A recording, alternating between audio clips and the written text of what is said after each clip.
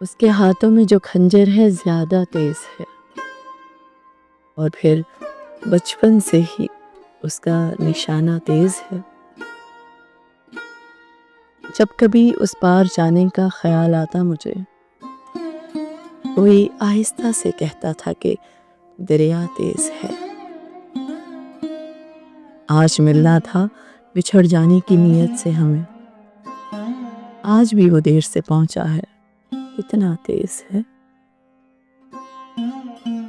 अपना सब कुछ हार के लौट आए हो ना मेरे पास, मैं तुम्हें कहता भी रहता था कि दुनिया तेज़ है। आज उसके गाल चूमे हैं तो अंदाज़ा हुआ, चाय अच्छी है मगर मीठा थोड़ा सा तेज़ है।